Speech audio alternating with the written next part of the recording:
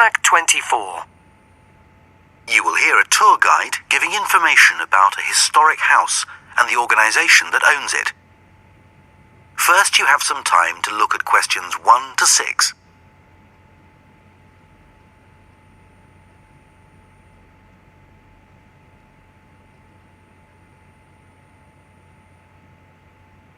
Now listen carefully and answer questions 1 to 6. As you know, Holloway Estate is one of the few surviving estates in this area that still retains many of the farming features of the past. Let me quickly explain where you can find some of the key attractions. If you take a look on your map, we are now standing at the foot of the steps to the manor house. Can everyone see it marked with an arrow? Don't forget, this is our meeting point for when we leave. So, directly behind us is the fountain. From here, heading left, the path takes you to a gate which leads into the famous Holloway Orchards, where for hundreds of years the estate has been growing its highly prized apples, cherries, and plums. Incidentally, if you fancy trying them, a range of delicious Holloway jams and preserves are available in the gift shop. Speaking of which, the gift shop is to the right of the main house. If you go through the gate, the left-hand path takes you to the apiary. That's to say, the beehives, where Holloway honey has been collected for more than 250 years. And yes, before anyone asks, you can also buy Holloway honey. If you take the right-hand path, you will come to some old farmers' cottages, which have been renovated and are rented out as holiday cottages. Please feel free to admire them from the outside, but as there may be guests staying in them right now, please respect their privacy. From the back of the main house, crossing the car park, and just before you get to the cattle fields, you will find a row of 3 buildings. The middle one is the old dairy. The dairy is actually working, producing butter and cheeses using traditional methods. Next to that, on the left, are the former cattle sheds, where the livestock was kept.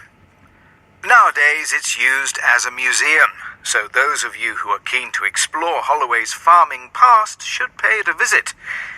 The building furthest from the manor house is the old ice house, which is no longer in use and is due to be restored, hopefully next year.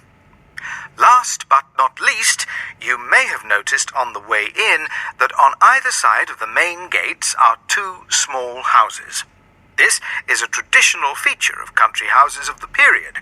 On the right-hand side, as you enter the estate, is what was known as the gatekeeper's lodge.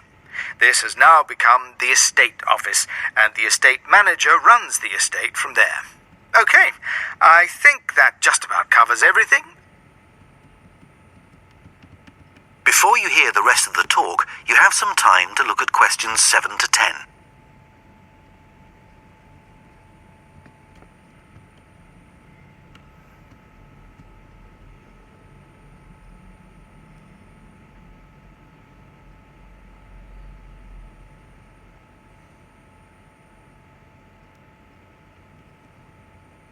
Now listen and answer questions 7 to 10.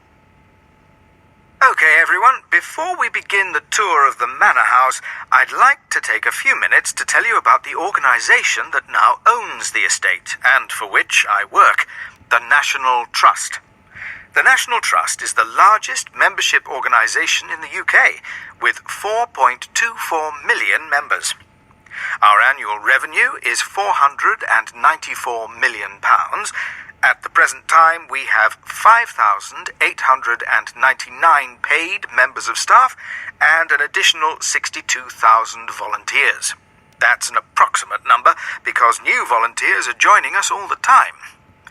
The Trust owns about 350 heritage properties. Many of these are large country houses that the owners donated to us because they could no longer afford to maintain them. The Trust also owns gardens and industrial monuments. The Trust's sources of income include membership subscriptions, entrance fees, donations, and revenue from the gift shops and restaurants within our properties. with much of the money raised being invested back in the preservation of the properties themselves. And of course, this is the principal purpose of the National Trust: the conservation and protection of historical places and spaces, with a view to making them available to the public. As well as owning stately homes and houses associated with famous people, the National Trust has gradually extended its collection of art, and it also owns valuable books, clothing, furniture, ceramics, and all kinds of unusual objects. Now, if you would like to join the National Trust, I have the forms here, or you can visit our website and join online. You'll get unlimited access to hundreds of wonderful days out across the country.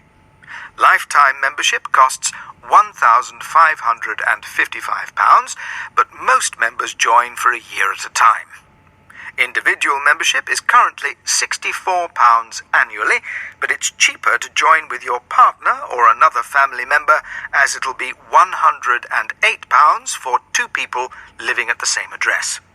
For a family of 4, 2 adults and 2 children, a year's membership costs £114. It's a great gift for a birthday or other special event. There are lots of benefits to being a member. As well as free parking at all our locations, you receive a National Trust handbook full of information to help you plan your visits. And if you pay by direct debit, you'll receive a free pair of binoculars. Oh, I almost forgot. All members receive a free copy of the National Trust magazine, sent to you by post 3 times a year.